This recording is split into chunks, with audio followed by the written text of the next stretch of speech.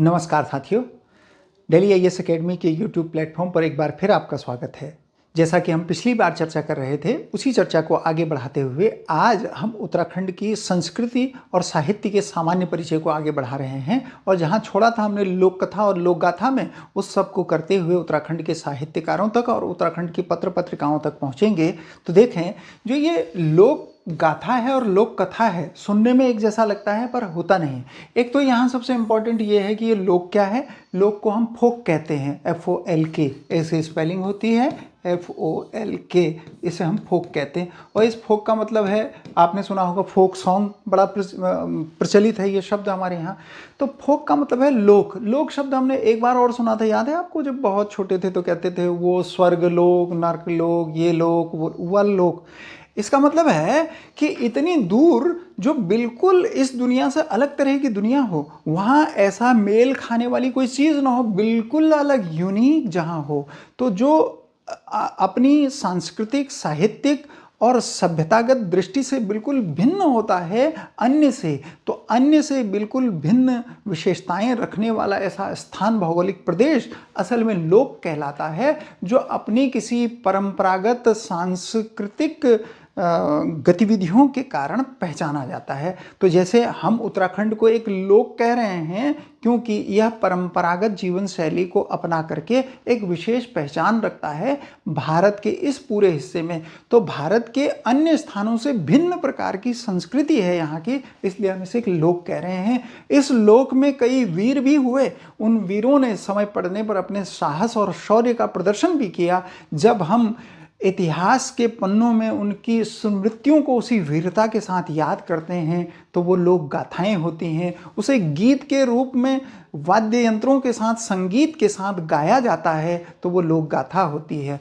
और लोक कथा उस स्थान विशेष में किसी पशु, पक्षी, जीव जंतु, पेड़ पौधे से संबंधित कथा जो गद्य में होती है, और इसलिए प्रयोग की जाती है कि आने वाली पीढ़ियां उससे शिक्षा लें। जैसे पंचतंत्र की कहानियां हम पढ़ते थे, तो ऐसी शिक्षा देने वाली कहानियों का संग्रह जो गद्य के रूप में है, लोक कथा कहलाता है। तो लोक गाथा और लोक कथा में अंतर आप समझ पाए होंगे, यही बात हमने यहाँ लिखी है।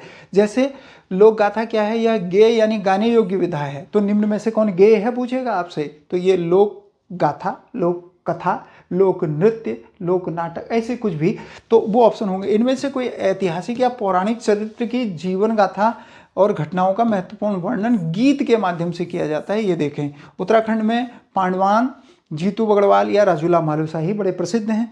उसके अलावा लोक कथा क्या है? ये मुख्य रूप से गद्य विधा है। इसमें घटनाओं का कहानी के रूप में सुनाया जाता है। ये प्रायः कैसे शुरू होती है? एक बार की बात थी, वो सुनते, दादी नानी से जो कहानी सुनते थे, एक बार की बात थी, एक बार ऐसा हुआ, तो ऐसे वाक्यों से शुरू होता है। जैसे उदाहरण के लिए लंगड़ी बकरी कहानी या चालाक लोमड़ी, ऐसी कहानी। अब देखें, इसमें गायन और वाद्य यंत्र का जो प्रयोग होता है उसे समझ लें। गाथाओं के साथ विशेष वाद्य यंत्रों का प्रयोग अनिवार्य होता है। जैसे उत्तराखंड में हुड़का, ढोल दमाऊ, ये डोर, थाली, थाप या जागर, पवाड़े, ये गाए जाते हैं इनके साथ। तो वाद्य यंत्र ये विशेष प्रकार के होते हैं जो इसमें बजते हैं। और लोक कथा में कथा सुनाते समय संगीत या वाद्य यंत्रों की आवश्यकता नहीं होती है। इसमें केवल वाचिक यानी बोलकर मनोरंजन और उपदेश के रूप में से सुनाया जाता है। दोनों का अंतर, तो क्योंकि ये बारीक समझ रखना साहित्य के विद्यार्थी के लिए तो अनिवार्य है ही है। कई बार लोक कथा, लोक गाथा एक जैसी समझ आती हैं, तो अब हम उस समझ आने के स्तर से आगे बढ़ चुके हैं। और कथानक और पात्र, लोक गाथा, इसके पात्र अक्सर ऐतिहासिक और दिव्य होते हैं। इसमें नायक के शौर्य, बलिदान, प्रेम या दैवीय चमत्कार का वर्णन। गाथा का कथानक अत्यंत विस्तृत और लंबा होता है। एक व्यक्ति के शौर्य और चमत्कार का वर्णन उसमें किया जाता है, इसलिए विस्तृत होता है। और लोक कथा, इसके पात्र मनुष्य के साथ साथ पशु, पक्षी, परियां, भूत प्रेत सब हो सकते हैं। इसका मुख्य उद्देश्य मनोरंजन और नैतिक शिक्षा, जैसे पंचतंत्र की कहानियां, ये सब प्रदान करना है। क्या? मनोरंजन और नैतिक शिक्षा, ये दो बातें कथा का मुख्य हिस्सा हैं। और उसके अलावा बात करें तो जैसे उत्तराखंड की प्रसिद्ध लोक गाथाएं, यहाँ से पूछा जाता है सवाल। तो जो आपने समझा वो थ्योरी थी। अब जहाँ से ये फैक्चुअल प्रश्न होते हैं, जैसे वीर गाथाएं, जैसे इनको पवाड़े या भड़ों कहते हैं। ये गाथाएं ऐतिहासिक पुरुष वीर भड़ों, तो ये वीर पुरुषों को भड़ों कहा जाता है कि अदम्य साहस और युद्ध कौशल पर आधारित होता है। जैसे पांडवान, महाभारत के पांडवों के हिमालय आगमन और उनके यहाँ किए गए कार्यों की विस्तृत गाथा है। यह गढ़वाल में पांडव नृत्य के साथ गाई जाती है। इसे पांडव नृत्य के रूप में दिखाया जाता है। एक है तीलू रौतेली की गाथा, गढ़वाल की लक्ष्मीबाई कही जाने वाली। तो एक प्रश्न तो यही है, गढ़वाल की लक्ष्मीबाई किसे कहा जाता है? वीरांगना तीलू रौतेली की गाथा, जिन्होंने 15 से 22 वर्ष की उम्र में 7 युद्ध लड़े थे। तो ये देखें कि वो समय है, शौर्य के प्रदर्शन का ये वो समय है, और ये उम्र है, देखें 15 से 22 वर्ष, जब लड़कियों के लिए बाहर जाना प्रतिबंधित रहता है। और उस समय में जब हम लोग गुलामी के समय में थे, तो वो समय और ज़्यादा चुनौतीपूर्ण था। ऐसे में शौर्य का प्रदर्शन जिसने किया उसकी गाथा। तो यहाँ एक बात और स्पष्ट हो गई कि ये केवल पुरुषों की गाथा नहीं है। जिसने शौर्य और वीरता का प्रदर्शन अपनी पीढ़ियों को बचाने के लिए किया, उस सब का वर्णन चाहे स्त्री हो या पुरुष। जीतू बगड़वाल टिहरी के प्रसिद्ध बांसुरी वादक और कृषि नायक की गाथा, इसमें उनके शौर्य और आंचरियों यानी परियों द्वारा उन्हें ले जाने का वर्णन किया गया है। माधो सिंह भंडारी गढ़वाल के महान सेनापति, जिन्होंने मथेला की गूल नहर को बनाने के लिए अपने पुत्र का बलिदान कर दिया था, उसकी कहानी। कालू मेहरा कुमाऊं के प्रथम स्वतंत्रता संग्राम सेनानी की वीरता पर आधारित आधुनिक वीरगाथा है। उसके अलावा लोदी रिखोला गढ़वाल के एक अत्यंत शक्तिशाली और स्वामी भक्त वीर सेनापति के शौर्य की गाथा है। तो ये कहेगा कि निम्न में से कौन है कौन नहीं है। उसके अलावा प्रेम और विरह की भी गाथाएं हैं, जैसे राजूला मालूसाही बड़ा प्रसिद्ध है कुमाऊं का, कुमाऊं की सबसे प्रसिद्ध प्रेम गाथा है। यह कत्यूरी राजा, देखें ये भी अपने आप में इम्पॉर्टेंट है। ये मालूसाही कौन था? एक कत्यूरी राजा था, एक चंद राजा था, ऐसा ऑप्शन भी हो सकता है। और शौका व्यापारी की पुत्री राजूला की प्रेम कहानी है, अमर प्रेम और मिलन और संघर्ष की कहानी है। एक है अजवा बफौल, एक कुमाऊं के बफौल वीरों की गाथा, जिसमें वीरता के साथ साथ उनके पारिवारिक संघर्षों को दिखाया गया है। अजवा बफौल में केवल शब्द सुने रहेंगे ना, तो एग्जाम हॉल में आप टिक करके पहचान लेंगे प्रश्नों को। और रणभूत गाथा, यह युद्ध में शहीद हो चुके वीरों की कथा है। तो स्मृति में गाया जाता है, जिसमें उनकी आत्मा की शांति के लिए जागर के रूप में इसे गाया जाता है, रणभूत। उसके अलावा धार्मिक पौराणिक गाथाएं हैं जो जागर में अक्सर दिखाई देती हैं हमें। जैसे ये गाथाएं स्थानीय देवी देवताओं के अवतरण और चमत्कार की होती हैं, जैसे नंदा देवी की गाथा। माँ नंदा गढ़वाल में कुमाऊं की इष्ट देवी के जन्म, विवाह, उनके ससुराल कैलाश जाने की विस्तृत कथा। नंदा राजजात के समय में यह गाथा विशेष रूप से गाई जाती है। यह है नंदा राजजात। अच्छा, गोलू देवता गाथा, कुमाऊं के न्याय के देवता ग्वेल। तो एक तो ये प्रश्न है कुमाऊं में, या आप जानते भी हैं, इसलिए मैंने कहा ना इस हिस्से में सब हम वो बातें कर रहे हैं जिनमें से लगभग सभी बातों को आप जानते हैं। सबसे कम में कैसे समेटा जाए ये हमारी कोशिश है, हम नया कुछ नहीं बताने जा रहे हैं आपको।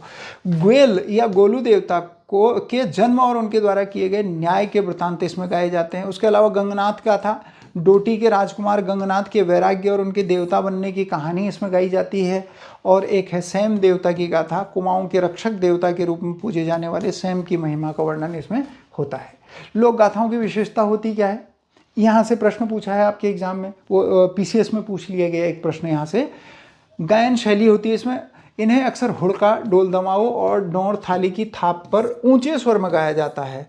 ये धीमी आवाज़ में नहीं गाया जाता है। किसी के अंदर उत्साह जगाना है, और वो किसी जो होता है उसी को हम पशुआ या धुआरी कहते हैं, जिसके शरीर में उस देवता का अवतरण होता है, उस ऐतिहासिक व्यक्तित्व का अवतरण होता है, उसे धुआरी या पशुआ। यही प्रश्न ये यूकेपीसीएस ने पूछा है।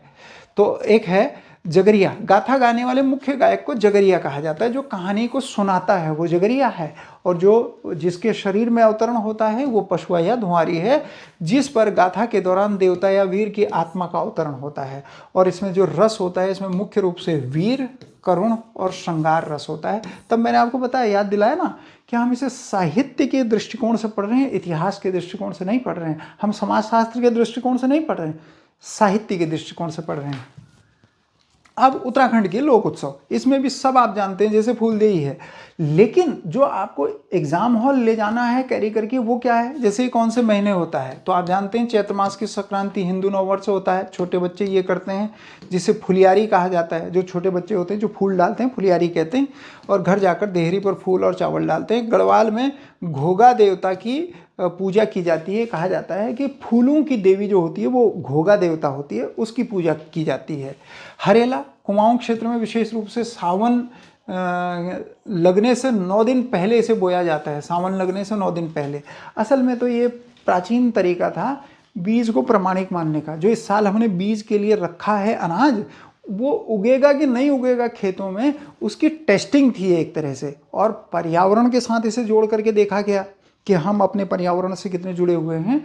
तो हमारे लोगों को ये जानकारी थी कि बीज को खेत में बोने से पहले घर में टेस्ट कर लिया जाए। पूरे खेत में बो देंगे तो खेत खराब हो जाएगा, श्रम व्यर्थ चला जाएगा।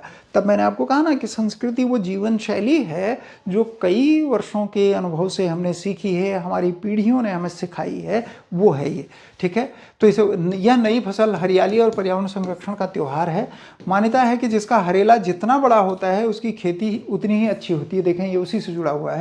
तो कब होता है? सावन लगने से। अच्छा, ये साल में 3 बार होता है आप कह रहे हैं ना? हाँ, तो 3 बार भी होता है, अलग अलग समय में 3 प्रकार की फसलें, तभी तो हम बोते हैं। फिर आप क्या कहते हैं उसे? रबी खरीफ जायद कहते हैं ना। तो वो रबी खरीफ जायद को परंपरागत तरीके से हमारे यहाँ इस तरह डिफाइन किया गया, 3 बार हरेला बो करके देखा गया। तो कई लोग बोते हैं 3 बार, कई लोग बोते हैं 1 बार। ठीक है, तो वो बुआई के लिए बीजों की प्रमाणिकता को जांचने का ये एक वैज्ञानिक तरीका है। एक है घी संक्रांति, जिसे हम ओलिया कहते हैं। ये भाद्रपद मास में होती है। तो ये महीना जो है ना, आप नोट कर लीजिएगा। इस दिन घी का सेवन किया जाता है, आपको पता है ना। वो घी नहीं खाओगे तो गनेल बन जाओगे, घेंघा गनेल। अनिवार्य माना जाता है। प्राचीन काल में इस दिन शिल्पकार अपने मालिकों को ओलग भेंट करते थे, गिफ्ट भेंट करते थे अपने मालिकों को, जो उन्होंने नया डिजाइन कुछ बनाया है। मैंने आपको कहा ना शिल्प का अर्थ पिछली वीडियो में कह रहा था। तो शिल्प का अर्थ क्या है? जो कला को जानता है, जो आर्ट को जानता है। और अगर उसने कोई नई कला, नया कोई आर्ट इन्वेंट किया है तो वो अपने मालिक को सबसे पहले गिफ्ट करता था। और ये चलन आज भी है। बड़े बड़े लोगों को गिफ्ट किया जाता है जब कुछ नया बनाया जाता है। इसे ओलग कहते हैं। ये शब्द इंपॉर्टेंट है हमारे लिए। ओलग किस अवसर पर? घी संक्रांति के अवसर पर दिया जाता है। किसके द्वारा? किसे? शिल्पकार के द्वारा मालिक को दिया जाता है। एक है मकर संक्रांति, जिसे हम घुघुतिया कहते हैं। इसे उतरैणी भी कहते हैं। मकर संक्रांति कहें, उतरैणी कहें, घुघुतिया कहें, एक ही बात है। कुआंओं में आटे के घुघते बनाकर कौवों को खिलाने की परंपरा है। गढ़वाल में इस दिन खिचड़ी दान करके विशेष महत्व से इसको भी मनाया जाता है। और ये त्यौहार कल्याण चंद और उनके मंत्री घुघुती की लोक कथा से भी जुड़ा हुआ है। तो ये चंद शासकों से भी इसका संबंध जोड़ा जाता है मकर संक्रांति का। और एक है भिटोली। ये तो आप जानते ही हैं, भिटोली का समय भी चल रहा है। हाँ, मतलब चैत्र के महीने चलता ही रहता है। चैत्र के महीने भाई अपनी शादीशुदा बहनों के घर जाकर उन्हें उपहार पकवान भेंट करते हैं। और ये भाई बहन के प्रेम का एक अनूठा उत्सव है। और एक शब्द ये रम्माण। रम्माण चमोली जिले के सलूण डुंगरा ग्राम में वैशाख के महीने में। तो एक तो ये इम्पोर्टेंट है। और ये चमोली जिले का ये गांव इम्पोर्टेंट है। यहाँ ये रम्माण मनाया जाता है। और रम्माण का मतलब रामायण से है।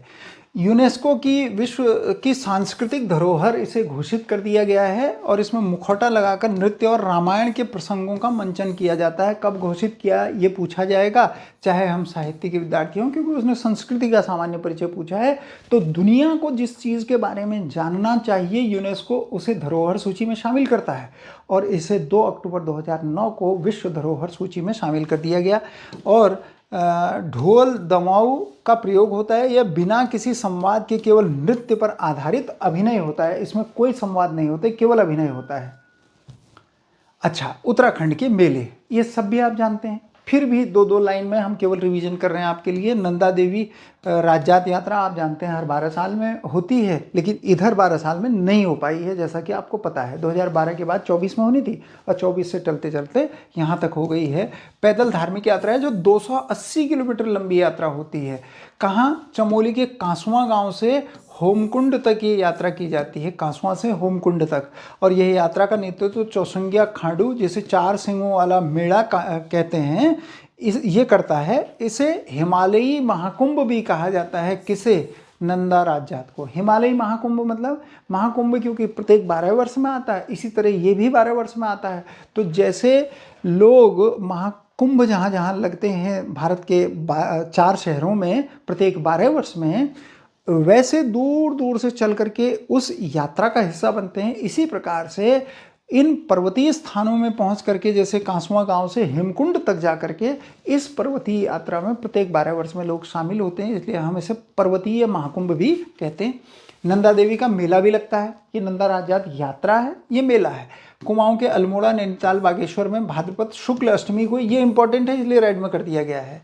यह चंद राजाओं के समय शुरू किया गया था, ये भी इंपॉर्टेंट है। और ये इसे अपनी कुल देवी मानते थे चंद राजा, किसे? नंदा देवी को। और अल्मोड़ा में यह मेला सबसे भव्य होता है, जिसकी शुरुआत राजा कल्याण चंद ने की थी। तो ये चंदों के समय हुआ। तो चंदों का समय उत्तराखंड में, विशेषकर कुमाऊं क्षेत्र में, ये सांस्कृतिक उन्नति का समय रहा है, संस्कृति का स्वर्णकाल भी कह सकते हैं। और इसी समय कुमाऊनी को यहाँ की राजभाषा बनाया गया था चंदों के समय में। और इसमें कदली केले के स्तंभों से नंदा सुनंदा की मूर्तियां बनाई जाती हैं, ये आपको जानकारी है। बगवाल मेला, ये भी बड़ा प्रसिद्ध है। कहाँ? देवीधुरा में। देवीधुरा कहाँ है? चंपावत में है। तो देवीधुरा के ये 12 ही मंदिर है और ये रक्षाबंधन के दिन होता है, ये भी आपको पता है। इसमें 2 गुटों के बीच होने वाले पाषाण युद्ध, पत्थरों की वर्षा विश्व प्रसिद्ध है। और उन 2 गुटों में 4 समूह होते हैं जिन्हें खाम कहा जाता है। तो 2 खाम इधर से पत्थर फेंक रहे होते हैं और 2 खाम इधर से पत्थर फेंक रहे होते हैं एक दूसरे पर, और पत्थरों से लड़ा जाता है। अब भी लड़ा जाता है, हालांकि सरकार ने उसमें फल से लड़ने और फूल से लड़ने के निर्देश दिए हैं, पर ये परंपरागत है क्योंकि इसलिए अभी भी उसी से लड़ा जाता है। ये 4 खाम चम्याल, गहरवाल, लमगड़िया और वालिक होते हैं। इनके बारे में भी प्रश्न पूछा है, पर आपकी परीक्षा की दृष्टि से ये खाम का नाम इम्पॉर्टेंट नहीं है, पर ये इम्पॉर्टेंट है, ये कहाँ होता है। जौलजीबी मेला आप जानते हैं, पिथौरागढ़ में काली और गौरी नदी की जहाँ जौलजीबी जगह है वहाँ होता है। व्यापारिक मेला है ये, और भारत, नेपाल और तिब्बत के लोग यहाँ आकर के अपना व्यापार करते हैं। इसकी शुरुआत 1914 में अस्कोट के पाल राजा गजेंद्र बहादुर पाल ने की थी। यह मार्गशीर्ष संक्रांति को लगता है। तो अगर याद कर पाए कब लगता है तो अच्छा, नहीं तो ये जरूर याद करें कि ये कहाँ लगता है और ये कौन से ज़िले में है। जौलजीबी मेला ये एक व्यापारिक मेला है। तो ये हम यहाँ क्यों पढ़ रहे हैं? क्योंकि संस्कृतियों का समागम होता है। नेपाल की संस्कृति, तिब्बत की संस्कृति, भारत की संस्कृति मिलती है, तो यहाँ से क्या पैदा होता है? भाषा, बोली, साहित्य, रहन सहन, खान पान के तरीके एक दूसरे की ओर पहुँचते हैं। तो हम नई चीज़ें जहाँ से सीखते हैं वो भी महत्वपूर्ण, इसलिए संस्कृत की दृष्टि से महत्वपूर्ण है। जैसे कुंभ मेला हरिद्वार में प्रत्येक 12 वर्ष में लगता है, ये तो जानने की बात ही नहीं है। और यहाँ हरिद्वार में कुंभ कब होता है? जब कुंभ राशि में बृहस्पति और मेष राशि में सूर्य का प्रवेश होता है। ये बड़ी टेक्निकल और ज्योतिष की बात हो गई, याद रखें तो अच्छा, न रखें तो छोड़ दें। गौचर मेला चमोली में होता है, गौचर में, और ये प्रमुख औद्योगिक विकास का मेला है। इसकी शुरुआत 1943 में तत्कालीन कमिश्नर बर्नेडी ने की थी, 1943 में। और अतिरिक्त तथ्य की बात करें तो यह मेला पंडित जवाहरलाल नेहरू के जन्मदिन 14 नवंबर पर शुरू होता है और भोटिया व्यापारियों के व्यापार संवर्धन के लिए प्रसिद्ध है। कब? 14 नवंबर को लगता है गौचर मेला। और एक है झंडा मेला, ये भी आप जानते हैं। कब? देहरादून में होली के 5वें दिन, चैत्र कृष्ण पंचमी जब होती है तब ये लगता है। और गुरु राम राय के देहरादून आगमन की स्मृति में झंडा मेला लगता है। पूर्णागिरी मेला चंपावत जिले में टनकपुर में पूर्णागिरी मंदिर में लगता है, और ये चैत्र नवरात्र से शुरू होकर लगभग 2 महीने चलता है। उत्तराखंड में सबसे लंबा चलने वाला ये एक मेला है। उसके अलावा उत्तरायणी मेला, ये कुमाऊं का सबसे बड़ा मेला है जो बागेश्वर में लगता है। आपको वो गाना याद है ना, सरयू का बगड़मा, उत्तरायणी कौतिक लागिरो सरयू का बगड़मा।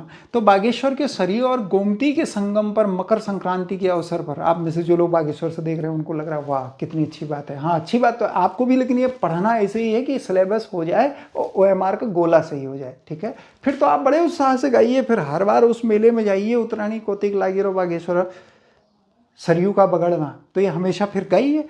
तो ये कहाँ? सरयू और गोमती के तट पर, संगम पर, और मकर संक्रांति के अवसर पर लगता है उत्तरायणी।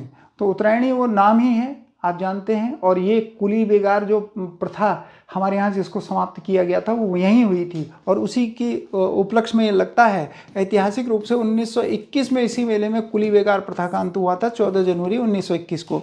बद्रीदत्त पांडे के नेतृत्व में ये जो रजिस्टर थे उन्हें सरयू नदी में बहा दिया गया, और इसे कुमाऊं का सबसे बड़ा मेला भी कहा जाता है। तो ये अपने आप में एक बहुत इंपॉर्टेंट मेला है। यहाँ से शुरू होती है बात किसकी? भाषा और साहित्य के सामान्य परिचय की। तो ये जो बातें आपने देखी ये संस्कृति के एक विशेष हिस्से को कवर कर रही थी। इसमें कला, लोक नृत्य, वास्तुकला, लोकगीत, लोक गाथा, ये सारी बातें आ चुकी हैं। उसके बाद बात आती है साहित्य की।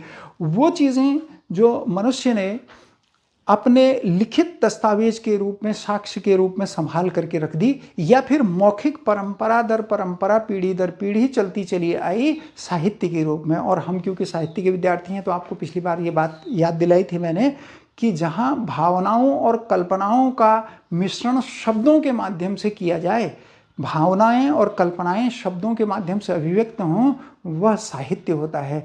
तो इस प्रदेश के रहने वाले लोगों की जो भावनाएं थी, जो कल्पनाएं थी, वो कैसी थी, उसे साहित्य में संचित किया गया। तो यहाँ हम उस हिस्से को पढ़ेंगे। तो यहाँ ये बात हम देखेंगे कि जो ये यहाँ बोलियाँ प्रचलित हैं, असल में तो ये भाषाएं हैं। बोलियाँ क्यों रह गई आप जानते हैं, और भाषा कब कोई भाषा बन जाती है ये भी आप जानते हैं। सरकार उसे अपना लेती है, राजकाज की भाषा बना लेती है, या व्यापक जन समुदाय उसे बोलने लगता है, खूब सारा साहित्य रचा जाता है, संविधान की अनुसूची में दर्जा दिया जाता है, भाषा हो जाती है। वरना खूब सारे लोग भी बोलने वाले हों, ढेर सारा साहित्य भी रचा गया हो, तो बोली ही रह जाती है। बहरहाल ये दो बोलियाँ जिसे हम मध्य पहाड़ी बोलियों के अंतर्गत रखते हैं भाषा विज्ञान की दृष्टि से, तो उसे हम गढ़वाली और कुमाऊनी भाषा के रूप में जानते हैं। इनकी उत्पत्ति को लेकर के जो मतभेद है, कुछ लोग मानते हैं कि ये सौरसैनी से पैदा हुई हैं, और कुछ लोग मानते हैं खस से पैदा हुई। और खस से पैदा हुई, सौरसैनी से पैदा हुई, इस मतभेद को थोड़ा सा स्पष्ट कर देते हैं, फिर इसके समर्थक जो हैं, जो एग्जाम में प्रश्न पूछा जाएगा उसे जान लेंगे। असल में एक खस जनजाति थी जो पहले से इस पूरे प्रदेश में फैली हुई थी। उच्च पर्वतीय प्रदेश में वो रहती थी खस जनजाति, और उसकी जो शब्दावली थी, उसकी जो भाषा थी, वो खूब प्रचलित हुई यहाँ के लोगों में। बाद के समय में अगर आप अपनी पिछली पीढ़ियों के जो वरिष्ठ लोग, बुजुर्ग लोग होंगे, उनसे पूछेंगे तो वो आपको बताएंगे कि हमारी उत्पत्ति गुजरात की है, हमारी उत्पत्ति महाराष्ट्र की है। तो ज़्यादातर लोग तो इन्हीं दो जगहों के हैं जो कुमाऊं में और गढ़वाल में इस समय फैले हुए हैं, और कुछ लोग राजस्थान मूल के हैं। तो राजस्थान, गुजरात और महाराष्ट्र के मूल के लोग बाद में इस स्थान पर चले आए जिन्हें हम आर्य कहते हैं। तो आर्य और खस, ये दो तरह के लोग, जो पहले से रह रहे थे वो खस थे, और जो नए चले आए वो आर्य थे। तो इनके बहुत सारे शब्द और फिर जाकर के यही विस्तृत हो गए, तो ये अपने शब्दों को लेकर के आए। इसलिए कुमाऊनी शब्दों में गुजराती शब्दों, राजस्थानी शब्दों और मराठी के शब्दों का भरपूर उपयोग होता है। बहुत सारे शब्द मेल खाते हैं।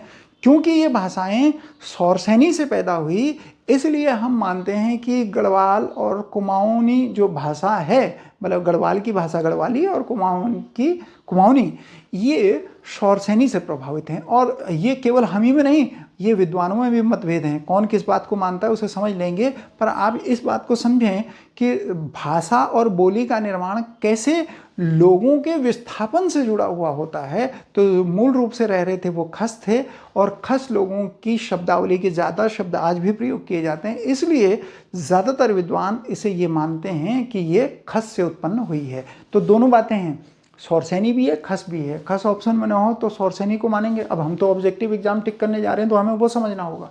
खस ऑप्शन में ना हो तो सौरसैनी को टिक मारेंगे, सौरसैनी और खस दोनों हो तो खस को टिक मारेंगे। बस इतना उत्तर है इसका। देखें, इसमें दो मत प्रचलित हैं। सौरसैनी से उत्पत्ति हुई है ऐसा मानने वाले हैं doctor Dhirendra Varma, doctor Bholanath Tiwari, doctor Narayan Dutt Paliwal, doctor Uma Narayan Tiwari, Pandit Badridatt Pande और मैक्स मूलर। ये क्या मानते हैं कि इसकी उत्पत्ति सौरसैनी से हुई है। ये है हमारे लिए साहित्य के विद्यार्थियों के लिए प्रश्न, ठीक है। और दूसरा, इनके जो महत्वपूर्ण ग्रंथ हैं, जैसे हिंदी भाषा का इतिहास doctor Dhirendra Verma, science of language max Max Muller, ये वही जर्मनी वाले मैक्स मूलर। भाषा विज्ञान डॉक्टर भोलानाथ तिवारी और वेदबाला हरिराम धस्माना, ये इसमें ऐसा उल्लेख मिलता है। तो इतने लोगों ने इसे बताया कि ये शौरसेनी से पैदा हुई। और जो दूसरा मत है वो मानता है कि ये खस से पैदा हुई। खस दर्द या पैसाची उसे कहते हैं। ये खस दर्द पैसाची, पैसाची पिचासी जैसा नहीं लगा, 50 लोग जो बोलते हैं, मतलब हम लोग पैसाच को पिशाची, पिशाच को पिचास कह देते हैं। हाँ, कुमाऊनी गढ़वाली में ऐसा चलता है। बहरहाल ऐसे लोग जो बहुत जंगली किस्म के हैं, उन लोगों की भाषा को आर्य लोगों ने ऐसा कहा, तो ये दर्द खस पैसाची निकला। और खस शब्द इसलिए निकला कि ये खसिया एक जनजाति रहती थी, जिसे हम मतलब बाद के दिनों में खसिया कहा गया, पहले उसे हम खस कहते थे। तो उस जनजाति के शब्द थे और इसका मूल प्रचलन ये हिमाचल के कुछ पर्वतीय क्षेत्रों में, जम्मू कश्मीर के क्षेत्रों में होता था। तो वही उसी का असर है जो लोग मानते हैं। वो कहते हैं जैसे सर जॉर्ज ग्रियर्सन, और ग्रियर्सन ने कुमाऊं की बोलियों पर विशेष रूप से काम किया, गढ़वाल की बोलियों पर भी किया। उनका ही वर्गीकरण आज भी मान्य है। उसके अलावा Suniti Kumar Chatterji, doctor D Sharma, doctor Govind Chatak, doctor Trilochan Pande और डॉक्टर हरकुलिस पावेल, इन्होंने काम किया। और इस संबंध में जो महत्वपूर्ण पुस्तकें हैं, linguistic survey of India, LSI कहते हैं इसे, ये ग्रियर्सन की ये किताब पूछी जाती है। इसी में वर्णन है। कुमाऊनी भाषा का वैज्ञानिक अध्ययन डॉक्टर त्रिलोचन पांडे की खूब पूछी हुई ये किताब। ये दोनों ही पूछी जाती हैं। इन्हीं दोनों को आधार मान के हम आज भी सर्वमान्य रूप से क्या कहते हैं कि कुमाऊनी और गढ़वाली, जिसे हम क्या कहते हैं, मध्य हिमालयी भाषाएं, मध्य पहाड़ी बोलियां, ये कहते हैं। ये मध्य पहाड़ी बोलियों की उत्पत्ति खस अपभ्रंश से हुई है, यही मानक है, यही सर्वमान्य है। वर्तमान शोध के अनुसार इन बोलियों की उत्पत्ति इससे मानी जाती है। तो आप ये शौरसेनी और खस के बारे में स्पष्ट समझ चुके हैं। तो हमारी बोलियां हुई पैदा कहाँ से? खस से।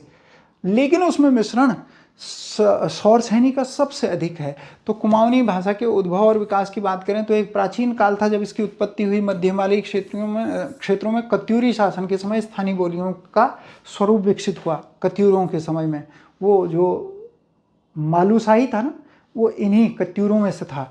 और ये खस का प्रभाव सबसे अधिक है, जिसे खसकुरा परंपरा से जोड़कर देखा जाता है। इसके अतिरिक्त किरात और कोल जनजातियां भी भाषाई तत्व इसमें शामिल हैं। तो बहुत सारी जनजातियां जो रही, उनकी भाषा के शब्द हैं। मध्यकाल आया, अभिलेखीय साक्ष्य बने। पहले तो खाली बोली के रूप में साक्ष्य हैं, फिर अभिलेख बने। मध्यकाल में 10वीं से 18वीं शताब्दी के बीच चंद राजाओं के समय कुमाऊनी को लिखित स्वरूप शिलालेखों, ताम्रपत्रों में फैलाया गया, दिखा हमें। तो ये शिलालेख और ताम्रपत्र कहाँ से शुरू हुए कुमाऊनी में? चंद राजाओं के समय, जिसकी अभी मैं बात कर रहा था आपसे। फिर महत्वपूर्ण साक्ष्य क्या? कुमाऊनी भाषा का प्राचीनतम नमूना पिथौरागढ़ के दिगास में, ये 1105 में लिखा हुआ शिलालेख है। तो पहला ऐतिहासिक साक्ष्य दिगास पिथौरागढ़ से मिलता है। चंद राजाओं के समय की राजभाषा कुमाऊनी थी। अल्मोड़ा और चंपावत के ताम्रपत्रों से ये परिष्कृत रूप से मिलती है। तो इसका उदाहरण यहाँ से। आधुनिक काल में क्या हुआ? जब साहित्यिक उत्थान हुआ, इसमें साहित्य लिखा जाने लगा, तो 19वीं शताब्दी में कुमाऊनी में विधिवत साहित्य लेखन प्रारंभ हुआ, जिसमें लोकरत्न पंत गुमानी जो 1790 से 1846 तक रहे, इन्हें कुमाऊनी का आदिकवि कहा जाता है। तो ये एक तरह का ऐतिहासिक विवरण है। तो लिखित साक्ष्य चंदों के वो जो शिलालेख हैं, ताम्रलेख हैं, वहाँ से मिलते हैं। उसके पहले बोली के रूप में मिलता है, और आधुनिक काल में ये फिर 19वीं शताब्दी से भाषा के रूप में। ये शब्द भी इम्पॉर्टेंट है, जहाँ लिखित साहित्य प्रचुर मात्रा में मिलने लगा। कुमाऊनी बोली के प्रकार यहाँ से पूछे हैं प्रश्न। तो कुमाऊनी बोलियों के सबसे प्रामाणिक और वैज्ञानिक वर्गीकरण डॉक्टर जॉर्ज अब्राहम ग्रियर्सन ने किया है। ये देखें, तो ये भी वो विदेशी व्यक्ति अंग्रेज जिसने हिंदुस्तानी भाषा पर, हिंदुस्तानी साहित्य पर बहुत सारा काम किया। इनकी पुस्तक linguistic survey of India, LSI जिसे हम कहते हैं, इसके वॉल्यूम 9 में ये पार्ट 4 में ऐसा दिखाई देता है कि इन्होंने ये सब यहाँ की भाषा बोली के बारे में वर्णन किया है। इनका वर्गीकरण देखें तो ग्रियर्सन ने कुमाऊनी के 4 भागों में बांटा है। भूगोल की दृष्टि से पूर्वी, पश्चिमी, उत्तरी, दक्षिणी ऐसा बनाया है, और उसमें 12 उपबोलियों को शामिल किया है। ये दोनों प्रश्न पूछे जाएंगे कि कितने भागों में बांटा है, कौन सी पुस्तक है, और ये इसके लेखक कौन है। यही आपके एग्जाम के लिए प्रश्न है। अब ध्यान दें, अगर यहाँ तक आते आते आप थक चुके हैं तो वीडियो को अगले हिस्से में देखें। पर इसमें आगे जितनी भी बातें होंगी सब परीक्षा की दृष्टि से बहुत महत्वपूर्ण हैं। चाहे आप इसे यहाँ रोक करके अगले हिस्से में देखें, पर सब बातों को ध्यान से देख लेना बहुत ज़रूरी होगा।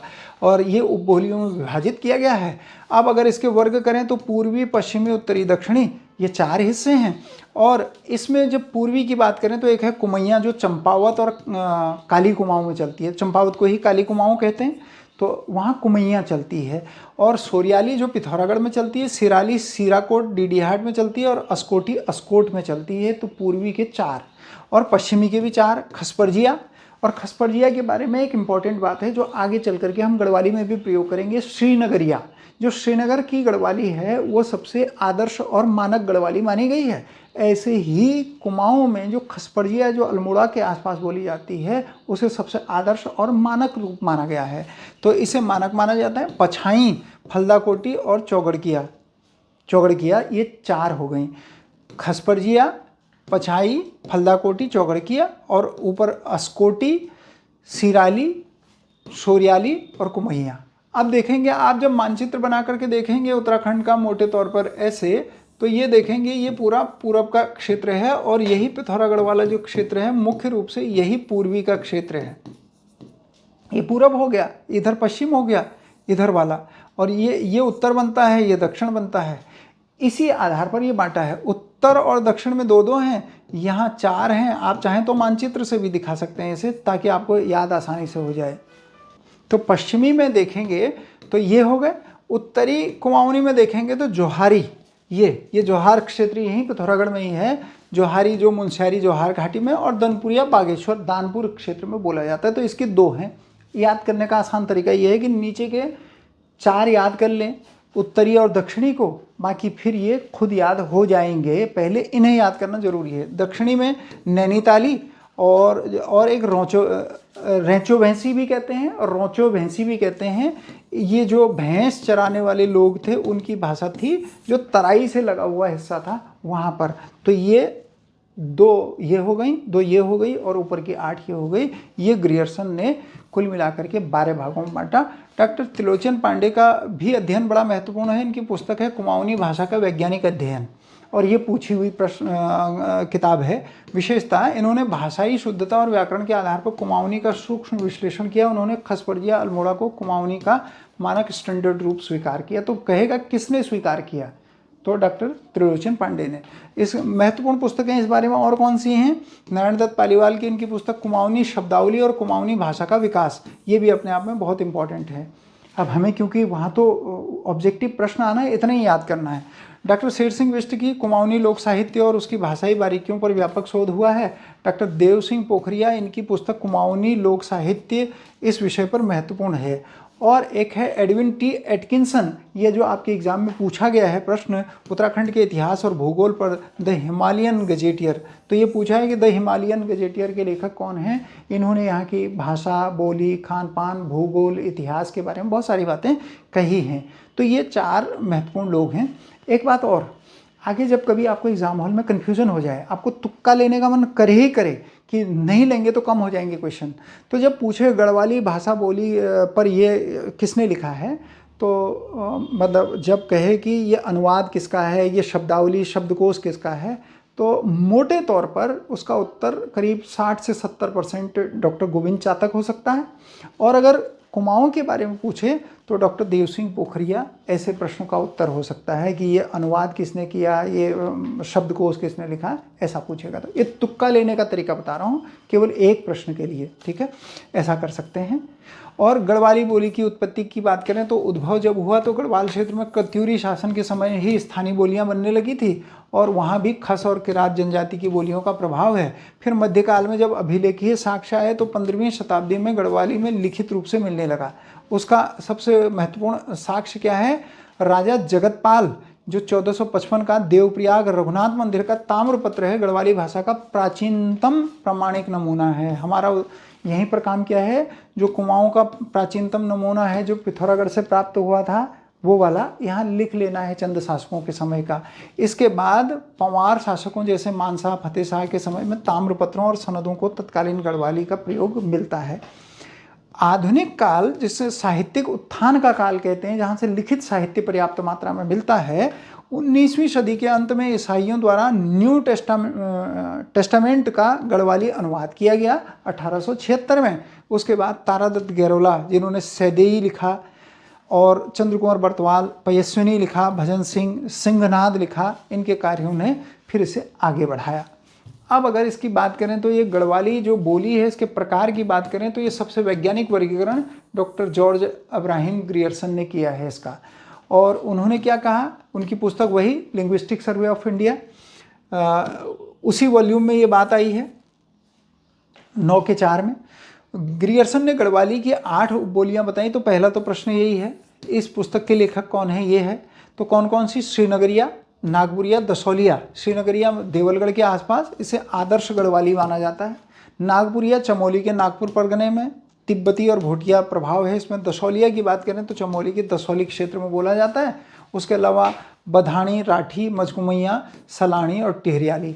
तो इसमें जो आप जानते हैं वो तो ठीक है, जो आप नया ऐड कर रहे हैं उसमें सबसे इंपॉर्टेंट बात एक ये है, क्या? ये। और इस शब्द से ऐसा लगता है कि ये कुमाऊं की बोली है, और एग्जामिनर इसी बात का इंतजार कर रहा है कि वो इस प्रश्न को पूछे और आप इसमें कुमाऊं टिक करें।